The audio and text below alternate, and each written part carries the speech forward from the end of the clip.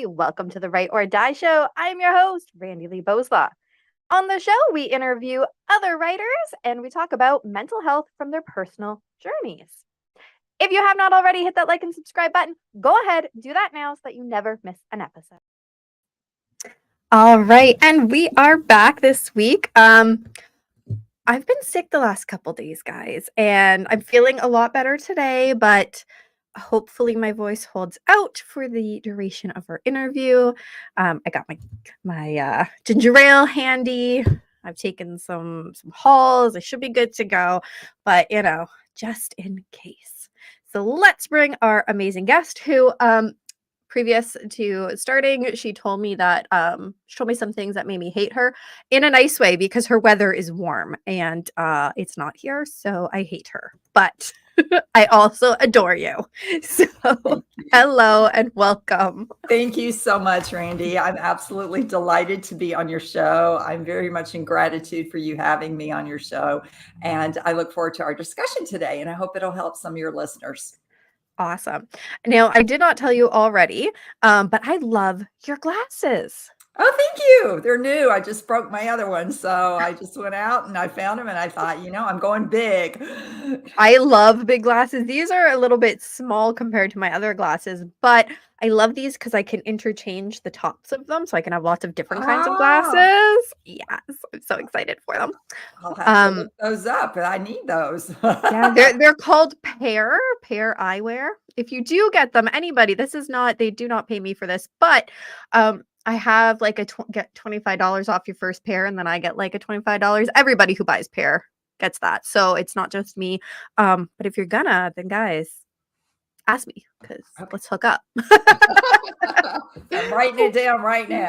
Do it. And for those who can see, mine are right now, they're Christmas lights. So I love them. I ordered like 8 different Christmas tops because I'm so excited. But because I've been sick the last couple days, I have not changed them at all. And actually this morning, my husband's like, are you going to change your glasses? Because I'm like changing them every single day to mix them up.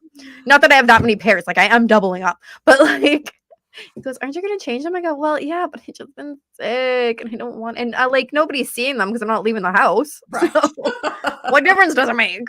But anyways, I digress as usual. I did not ask you before, so I'm going to attempt to say your name. I think I can do it. Nicole Angelique Kerr. You got it. Perfect. Normally I ask ahead of time, no matter how easy it looks to say, just because you never know. So tell us a little bit about who Nicole is. Well, Nicole today is very different from Nicole when she was a teenager.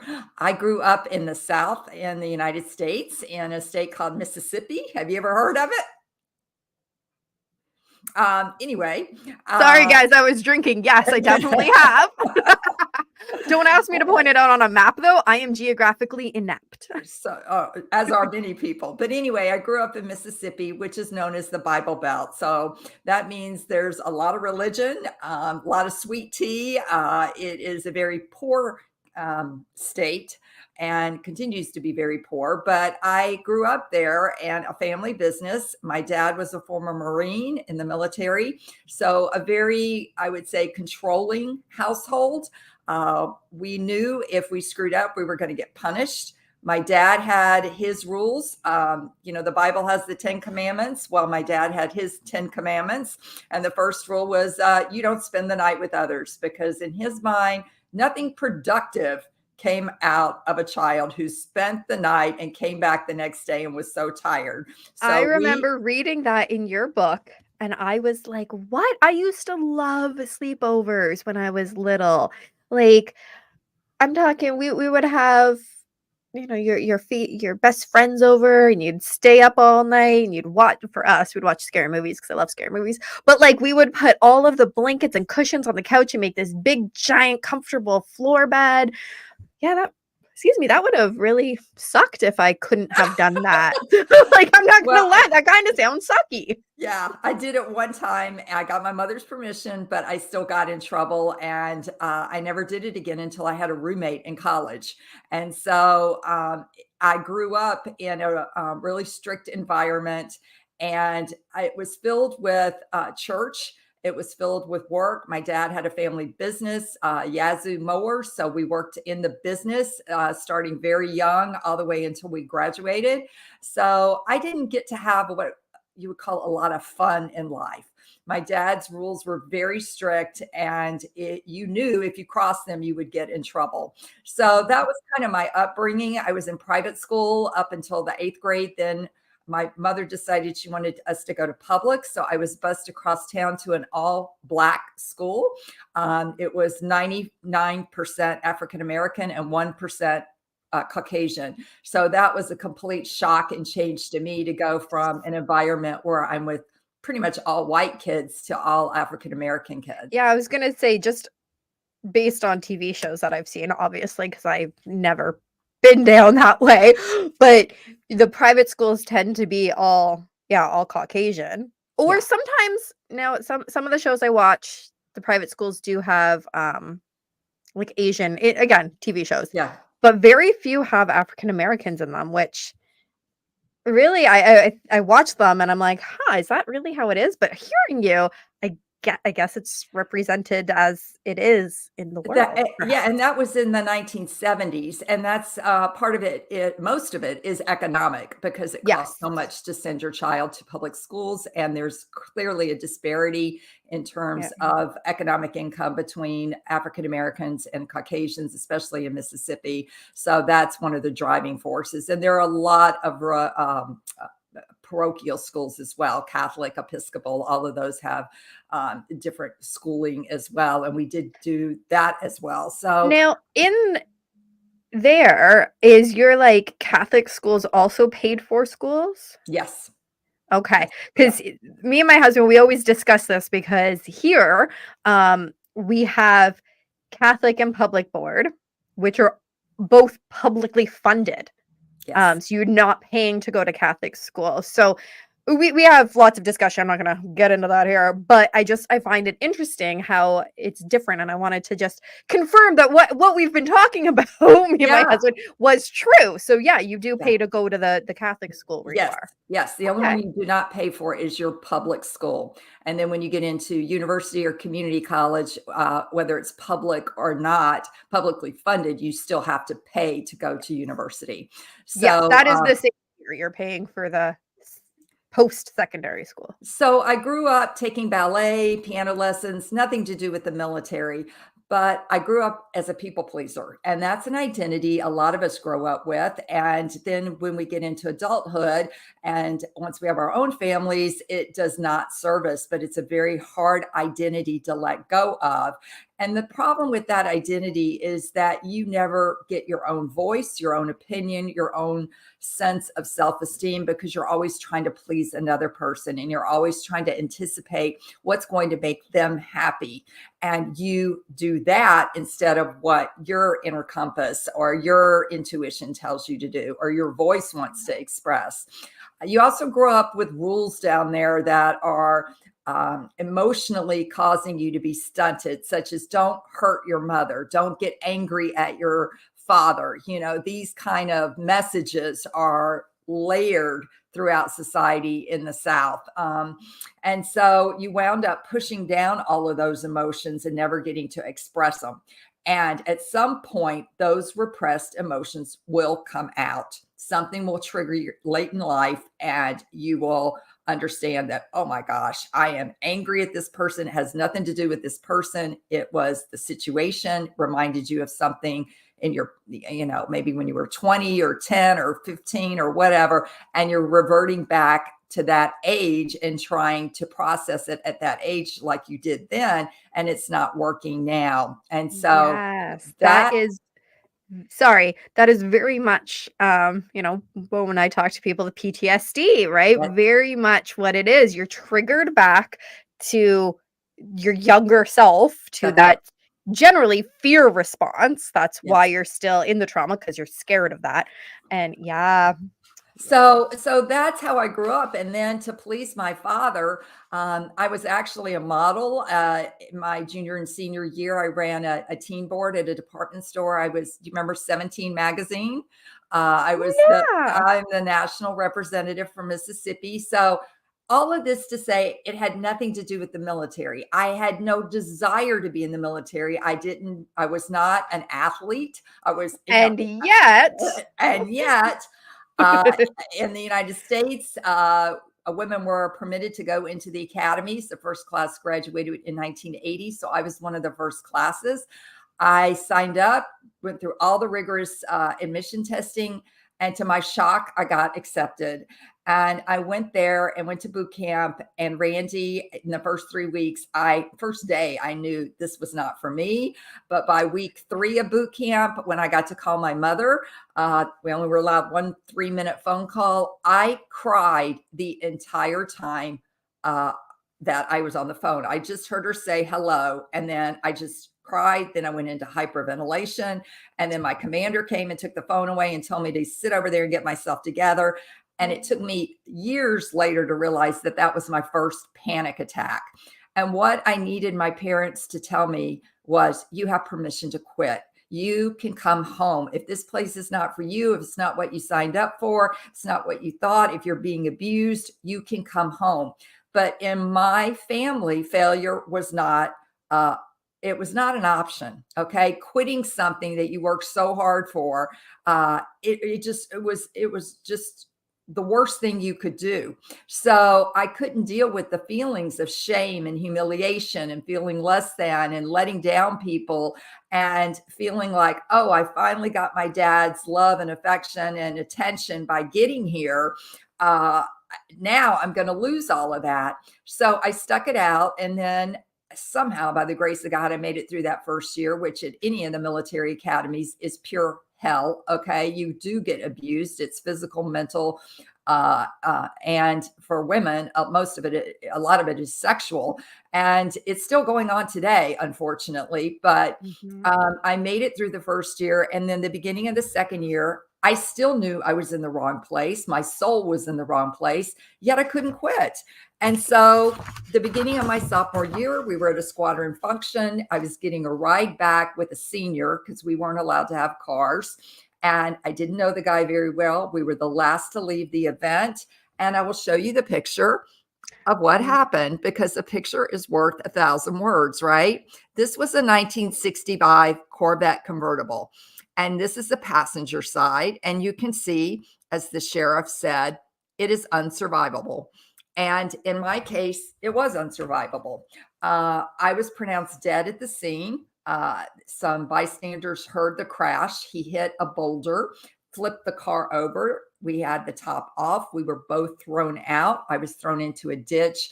And when these bystanders heard it, they called 911. And it took the emergency medical people about 10 to 13 minutes to arrive at the scene. But they went ahead and checked my pulse, couldn't get any vitals, went inside, got a blanket and covered me up, and just waited for the EMTs to get there. The guy that was driving had minimal injuries. He was conscious.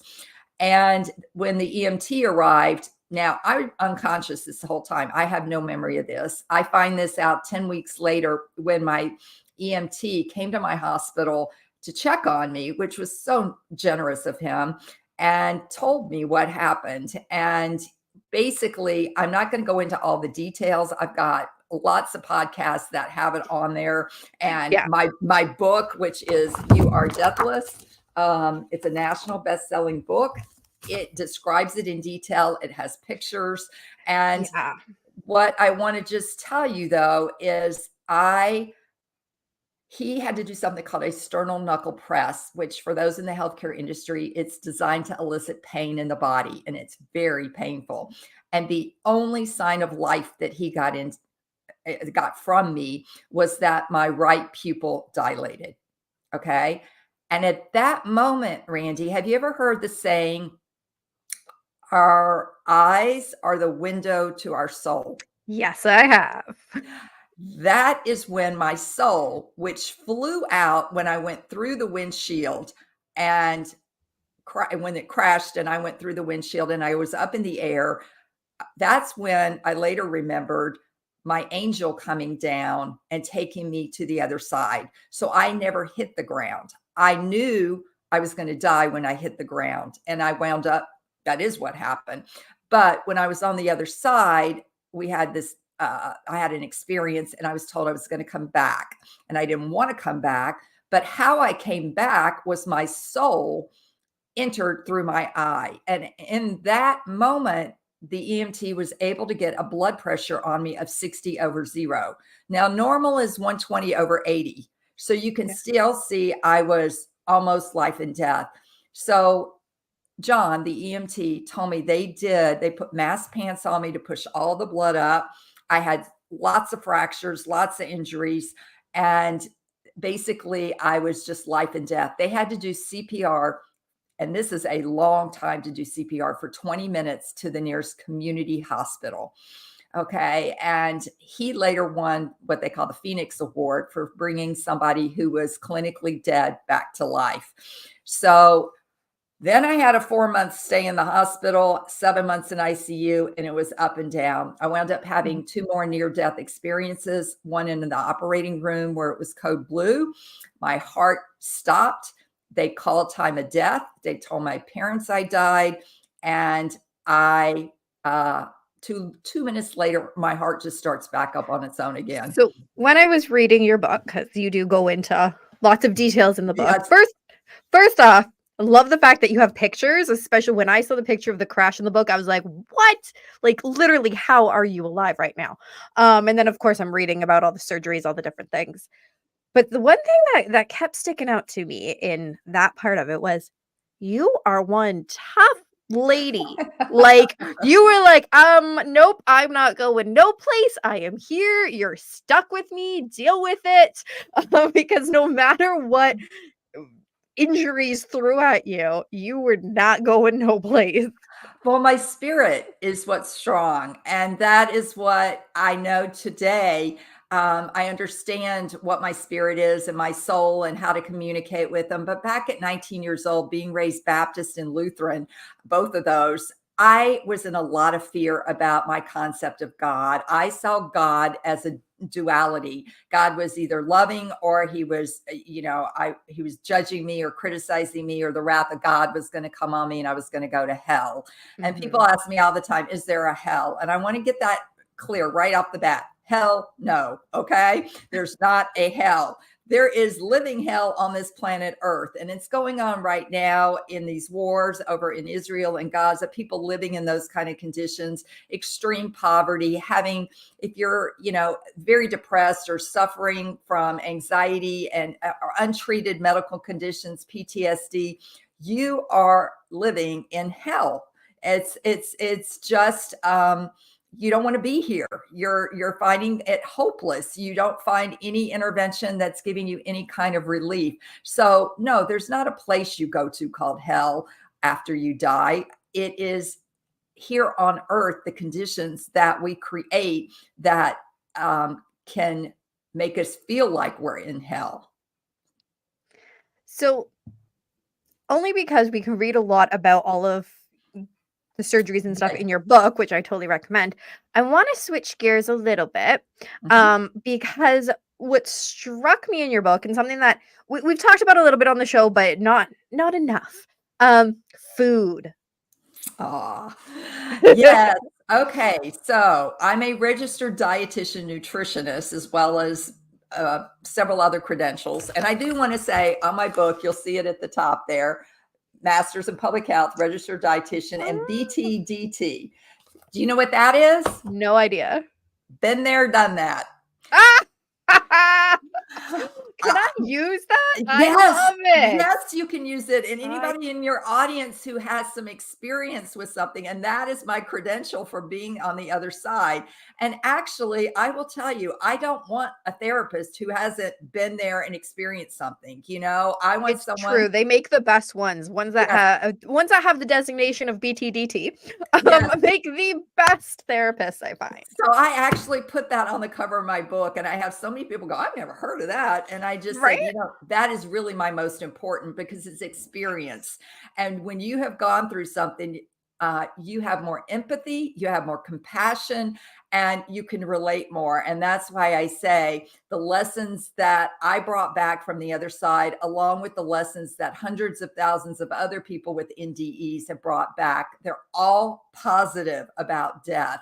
And my main mission is to tell people not to be afraid of death. So many of us fear. You get back to the concept of fear. When you're in fear, that's that part of your brainstem, the amygdala, where you're in fight, flight, fear, or fawn, right? And we don't even realize it a lot of times that we're in that state. But when you're making decisions from that part of your brain, what you're doing is you lose clarity. And in order to regain that clarity, you got to address your fears. And most fears are irrational, meaning they're not true. They just come from the existence of a limiting belief. Okay. And that is where you have to look at neuroemotional technique, EMDR, hypnotherapy. You need help getting at that unconscious belief system that is sabotaging you in your present day. And that it doesn't matter how much your prefrontal cortex tries to pull that away.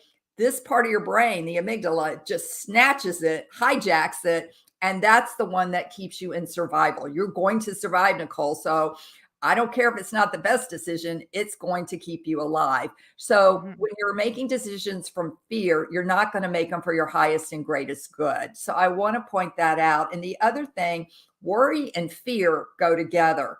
When your body is just weighed down with fear and worry all the time, spirit can't get through when you're filled with fear. So you really do need to address where your fear is coming from. And the other thing, when you're in fear, a sign that you want to fix and control others, situations. So that's a sign. If you're focused on your husband and what's wrong with him, or your mother or someone else, and you're trying to fix people or things, that's about you and your own fears and your own worries. And you need to look at yourself and what is going on there. And that's why it usually takes somebody to help you get at this, because it's unconscious. So going back to food, when I was in the hospital, I was in it there 4 months. And right as I was getting discharged, I lost 30 pounds. I was a cadet, so I was working out every day. I was in the best shape, and that helped me actually survive because I was in such great shape. But I went from 150 pounds to 120 pounds.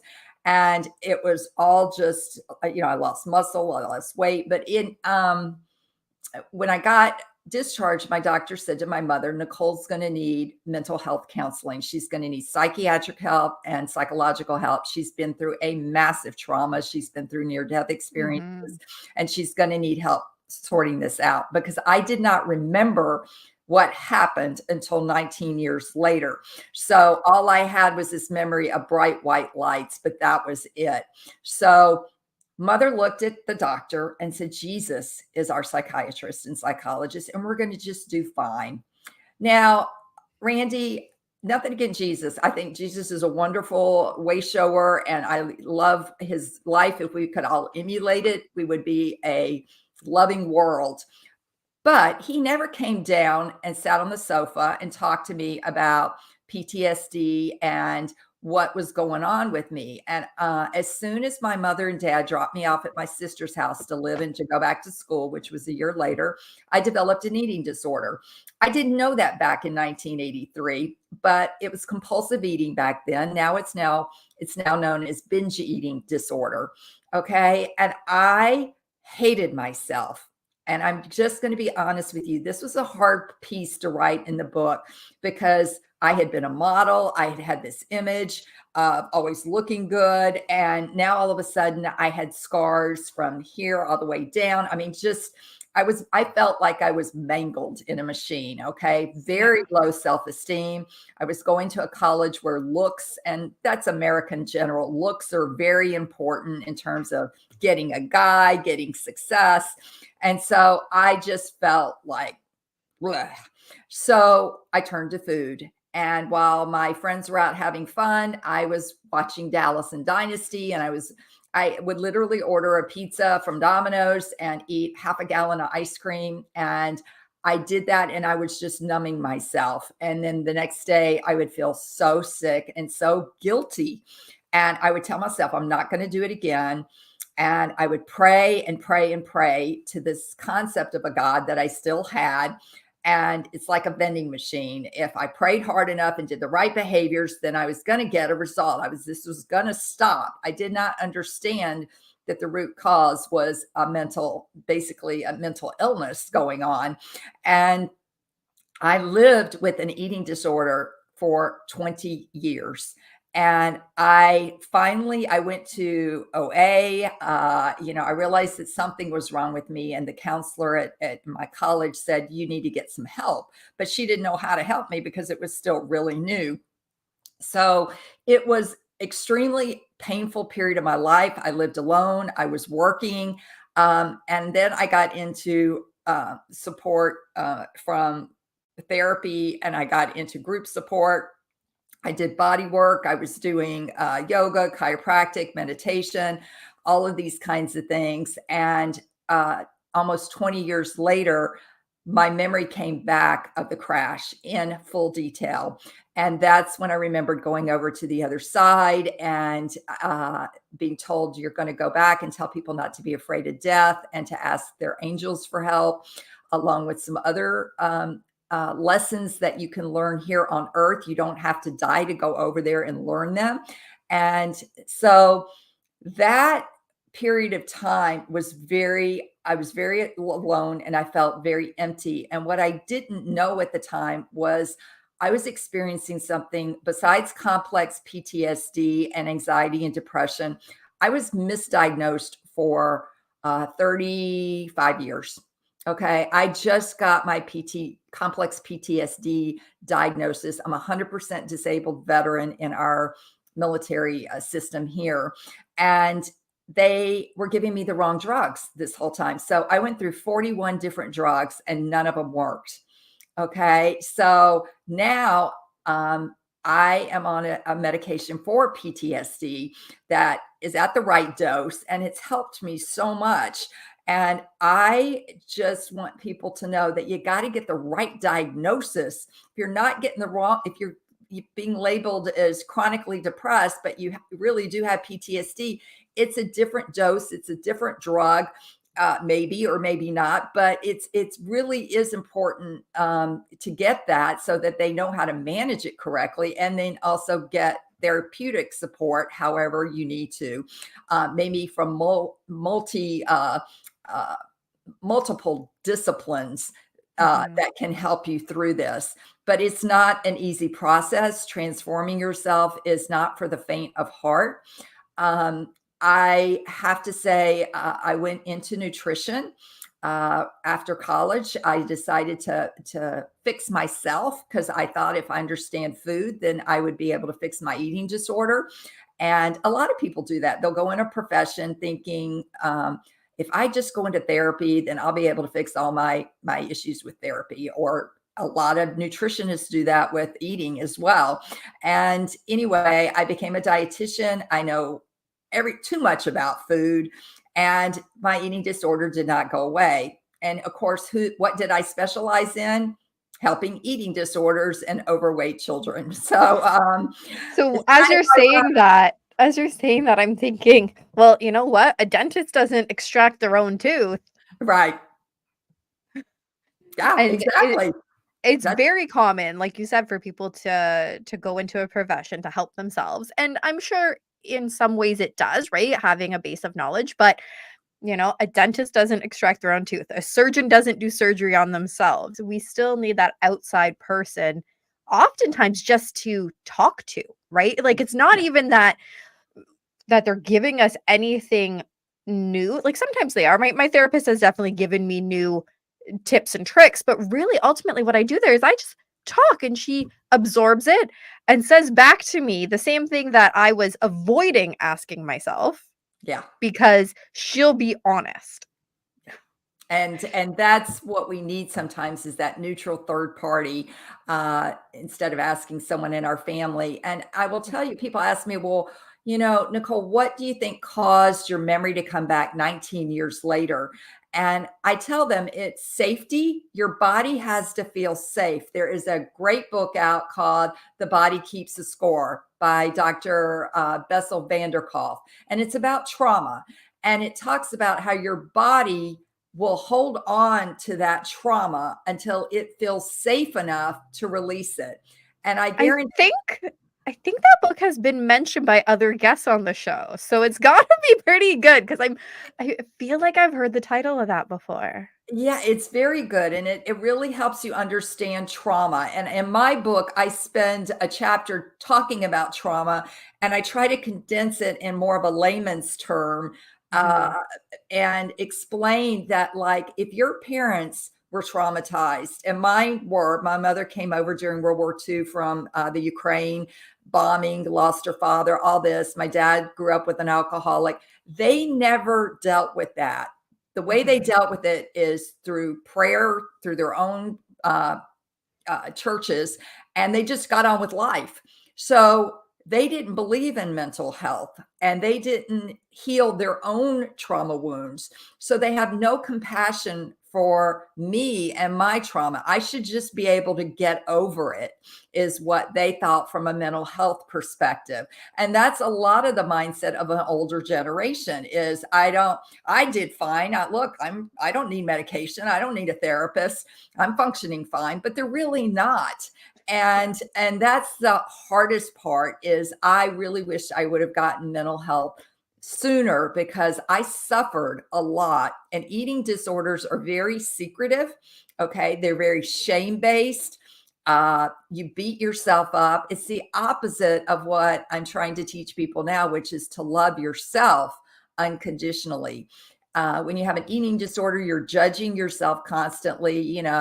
Why couldn't I have just stopped that binge? Or why did I have to, it's the first of the month, I'm going to start clean. I'm not going to do this. You try to use your intellect and your mind to to get you through that. And instead, that amygdala just goes and hijacks it and goes, you're getting triggered. You need to eat something to calm down, mhm. and it's very interesting. I worked with Dr. Anita Johnson, and she would use metaphors a lot. And what I learned was when you're craving sweet stuff and you're wanting to binge on sweets like ice cream and candy, and you're not being sweet to yourself, meaning loving yourself, or someone in your family or immediate family is not being sweet to you. So that is something to be aware of when you want that kind of food. When you want popcorn and chips and crunch, crunch, crunch, that is about anger. You're repressing your anger, okay? You're angry at maybe your partner or your child or someone in your workplace, but you were taught not to express your anger, or you don't know how to express it without exploding on them. So you are taking that internally, and and that is a sign that you're not processing it. And that's important because you're not embodying your emotion. You're like cut off here. You can intellectualize the emotion and go, I'm angry, but it's not getting down to your body. And that is what my issue was for so long. I was so in my head. I was Mhm. trained as a scientist. Went into a master's in nutrition and public health. And, it was all about intellectually trying to get this instead of the body really feeling the emotion. And the Chinese figured this out over 5,000 years ago, that every organ has an emotion that goes with it. The liver is going to be anger, the lungs are grief. And right now in our world, we are in a planetary grief cycle. And there are a lot of people that are having issues with their lungs, and it's just, there's a lot of death going on. There's a lot of, Mhm. what do I want to say? Things globally, like the incident in Lahaina, where the whole I lived in Hawaii for 27 years. That whole area was just wiped out with that one wildfire. Hundreds of people died. We're just seeing the massacre in Israel. So this is causing grief on a planetary level to see what's happening to Mother Earth, other sentient beings, and to one another as a human.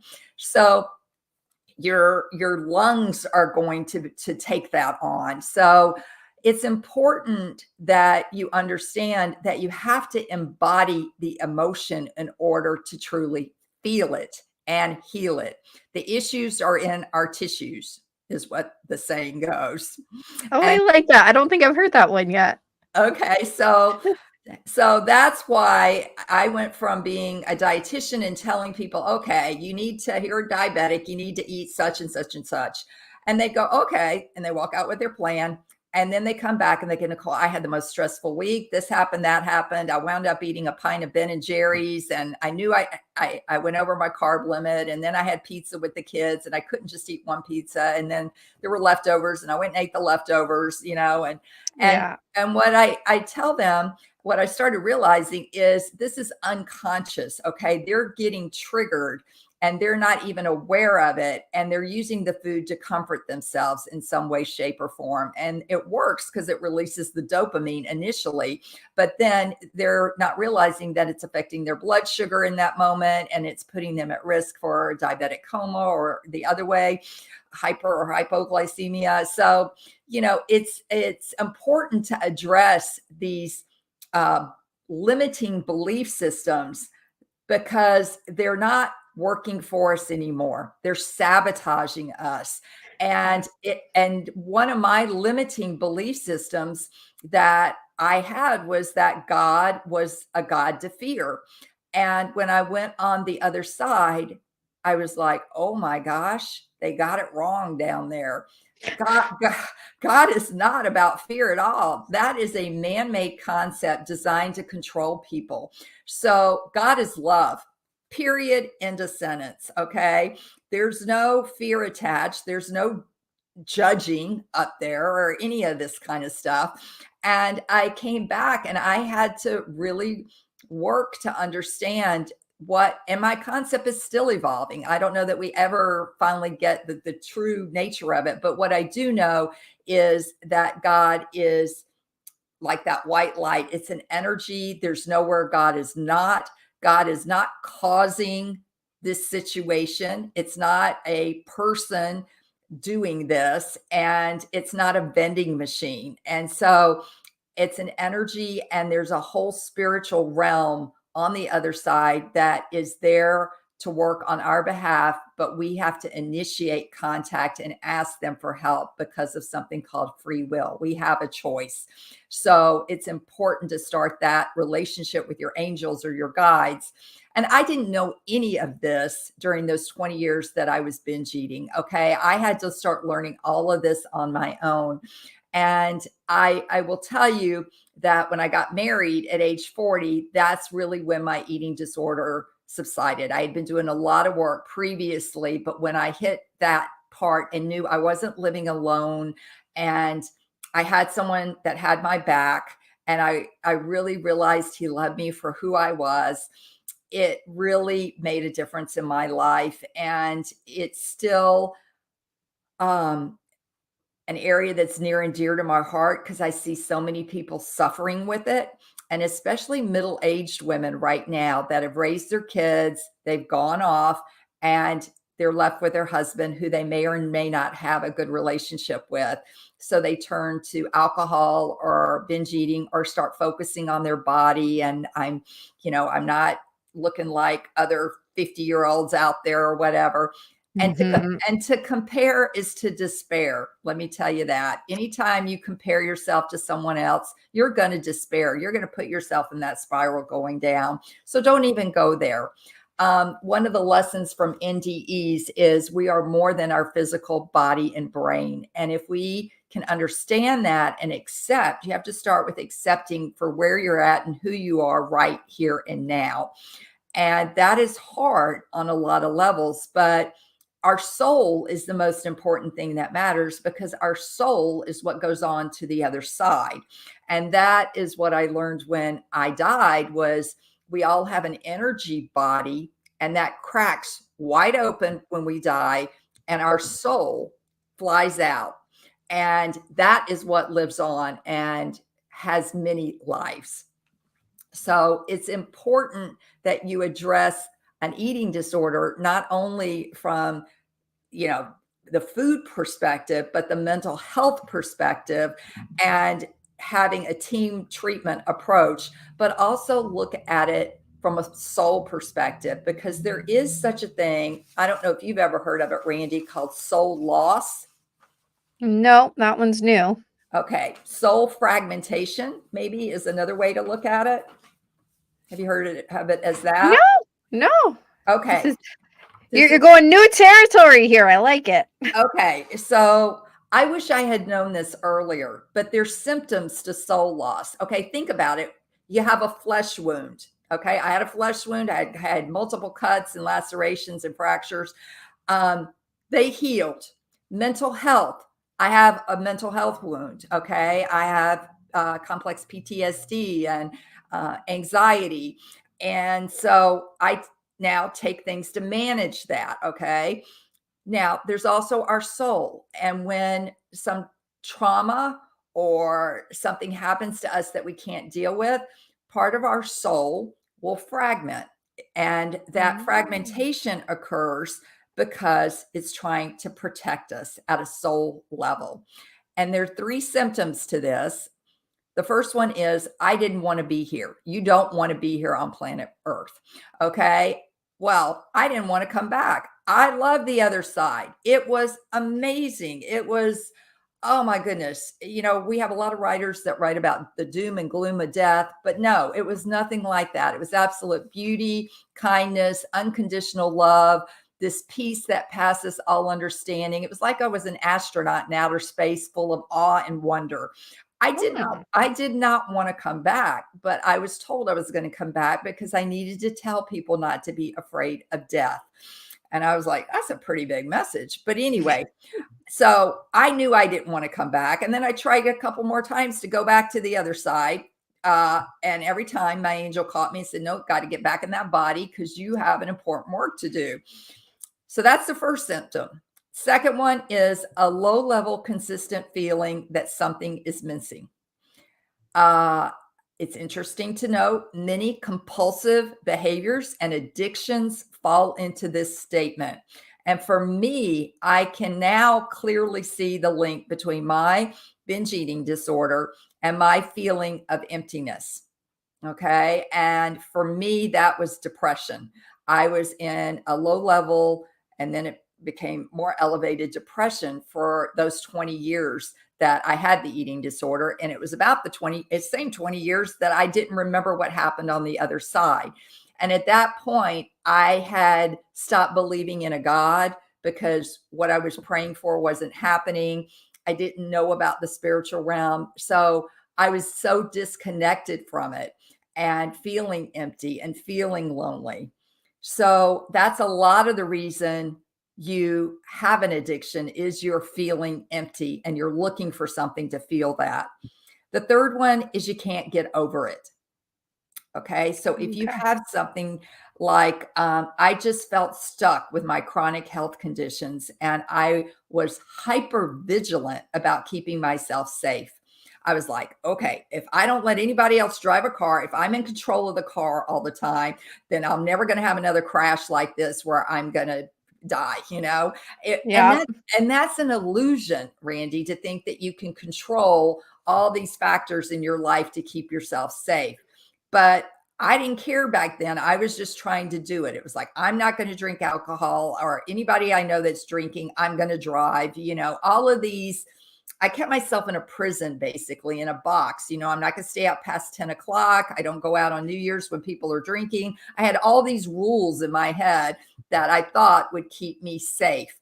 And instead of trusting spirit that they will keep me safe. And if I make conscious decisions that are in my best interest, that I, for the most part, will stay safe. And Yeah. so you can work with a shaman. You can do hypnosis. There's lots of ways to do what I call, or what is called a soul retrieval.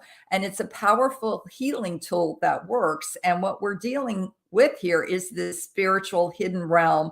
And I'm here to tell you, it's a very real thing. And in 2019, I did have a soul retrieval, and I talk about that in the book. And it helped tremendously because I had a fractured soul and I needed to call back in those pieces in order to get in total alignment. So yeah, actually you're reminding me of your book now.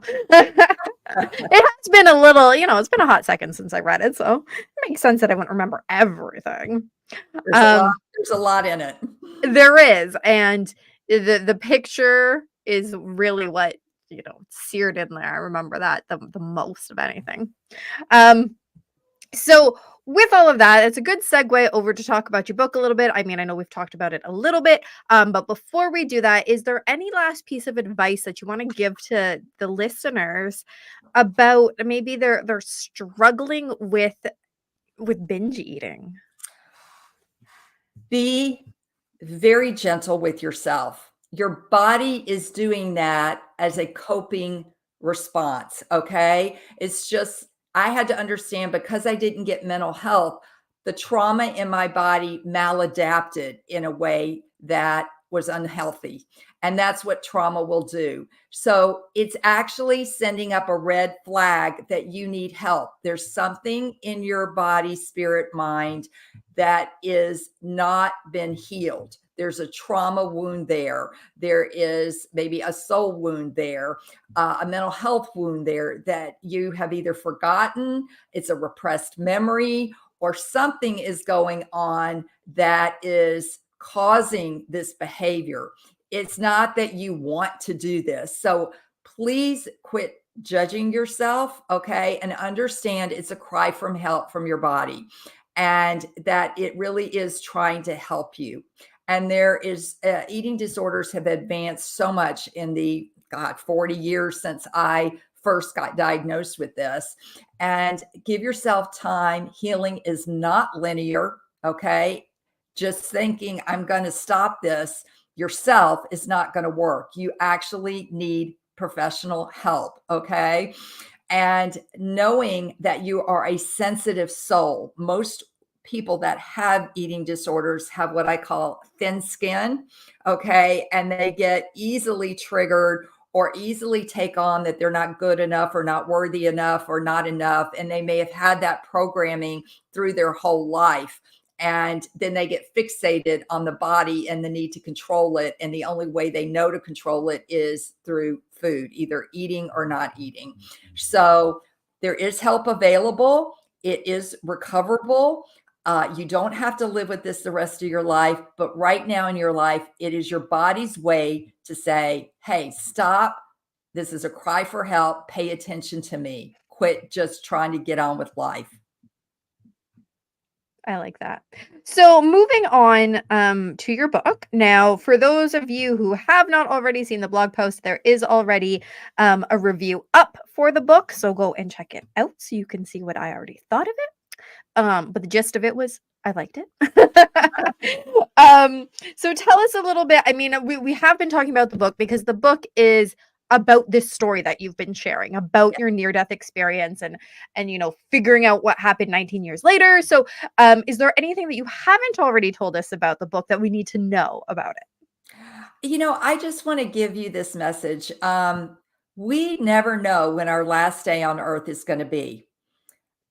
We need to stay mindful of that fact and live in the present moment, not in the past, not in the future, but in the present.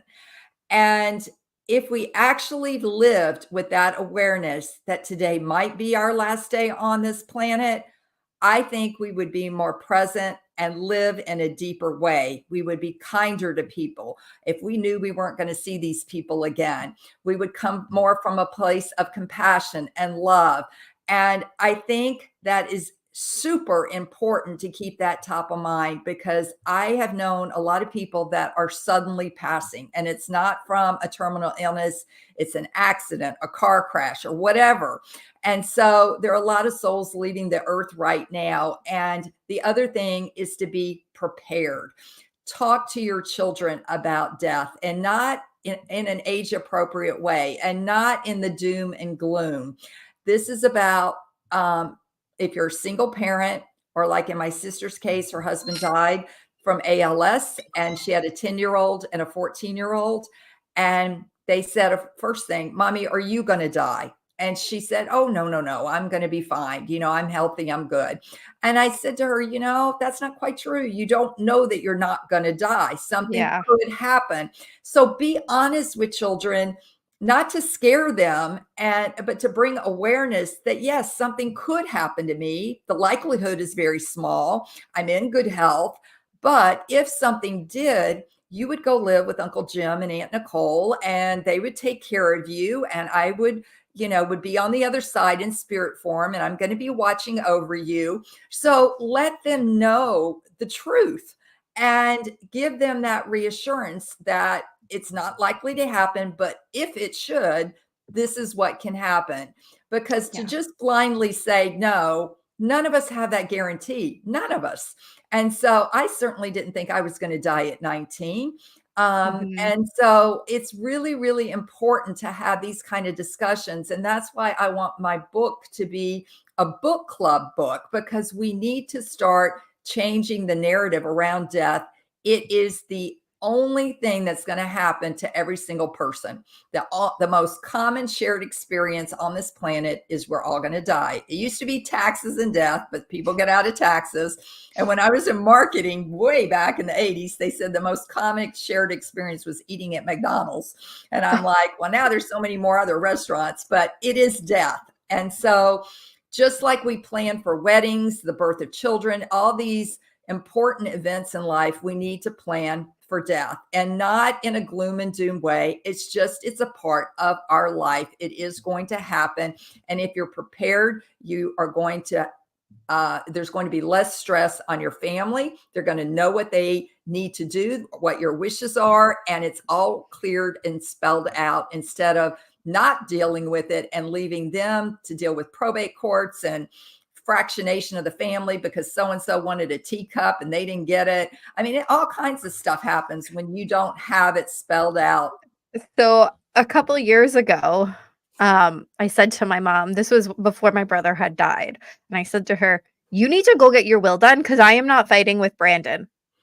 And so I made her go and get her will done because, yeah, I don't want to be in this pit of grief over my mom and have to fight over material objects. Like, no, I don't. No. No. Um, So Not that it yeah, matters now because Brandon died, but I'm and again, sorry. nobody expected thank you. Nobody Yeah. expected him to die at 38, Yeah. Yeah. but he did.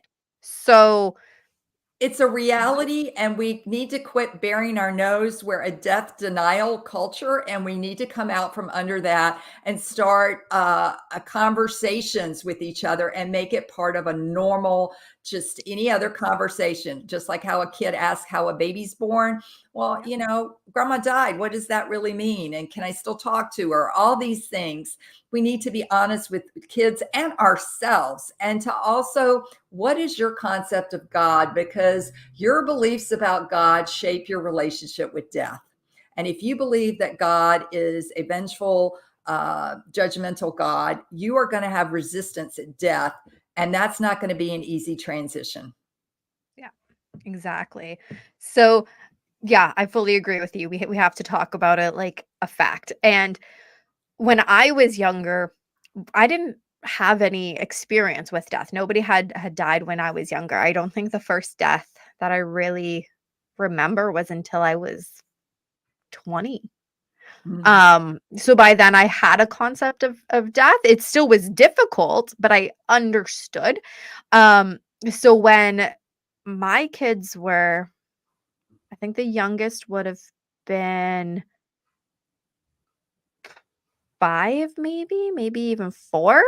And then so the first death was experienced for them, and, this is what happens, and, no, grumpy grandpa's not around anymore and that kind of thing. It was really difficult for me to talk to them because I didn't have that conversation. Like, yeah, Yeah. okay, I knew what it was, but I didn't have that conversation when I was their age. So how do I have that conversation? It was tricky for sure, Yeah. but we made it through. Yeah, so please start doing that and start acclimating them to that. That is the normal part of life, and to live each day like you might not have tomorrow. Be mindful of that because we may not. And make your wishes known. Tell people that you love them. All these things that they say, oh, I'm going to just, I'll wait till tomorrow. I'll wait till another day. No, live in the present. Yeah. I totally agree with you. Actually, on Sunday on our way to the flea market, my husband and I were having a discussion about just stuff in general, and I said, "You know what? Some people." We were talking about people who are only focused on paying off their debt, um, And yes, we want to pay off our debt, but we also want to enjoy the life that we have. And I go, because you don't know, you could be dead tomorrow. It's And true. It's true. in our house, we have each almost died. So not quite as traumatically as yours, but I mean, I had cancer. I could have died. My Yeah. husband was diagnosed as diabetic. When his blood sugar was so high, he should have died. I've shared before, my kid has had suicide attempts, so they could have died. So it's this, you're screaming it loud and clear. You could die tomorrow. You don't know when that's going to happen. So you have to really live in the here and now and prepare and, enjoy Yeah. the time that we do have. Exactly, Randy, because it's a really short time here in the greater scheme of our soul's evolution to be here on this planet and make a difference. And we will have a life review on the other side. So everything that we learn and say and do and think in this time on our earth is going to impact, and how it impacts others, ourselves, and the world. You will have that reviewed on the other side. So think about that as you are making decisions to do it in the higher and greatest interest of Mother Earth, all sentient beings, and one another. Awesome. And say the name of the book again. Okay, the name of the book is You Are Deathless, okay? And it is a near-death experience taught me how to fully live and not fear death. And I'm delighted to say it's a bestseller, and it makes a great Christmas gift. And I will tell you that it's also available on Audible if you want to listen to it on that. Nice. If you go to my website under media, there's book images, and every single picture that is in the book is for people that are listening on Audible or just want to see the pictures. They're listed there. And so they can just go there and follow along. And I'm on Facebook, I'm on Instagram, and I'm on LinkedIn. If you want to follow me, I'm happy to have you. I send out, just try to inspiring quotes and messages and things like that. I do have a newsletter I release every other month or so, and just saying, what's going on. But I just got back from the International Association of Near-Death Studies, and I will tell you the final word about the other side is it is love and oneness. We are a collective consciousness of one. So everyone and everything is connected, and love really is all that matters. Oh, I love that. So that's the perfect way to say goodbye. Thank you. So thank you everybody for tuning in again. As always, thank you so much for the amazing guests that we have on the show. Be sure to check out their links down in the description below. If you want to support the channel, go ahead and check out our merch store. We've got some very cool things on there. That's my favorite. Sorry, I'm busy ending the stigma. But there's some other very cool designs. 10% of the proceeds always goes back to the Canadian Mental Health Association. Be sure to follow us on Facebook at RB Media, because we have some great new shows coming up and you never want to miss any of those episodes. And remember, the only way to end the stigma of mental health is to speak openly and honestly. Bye.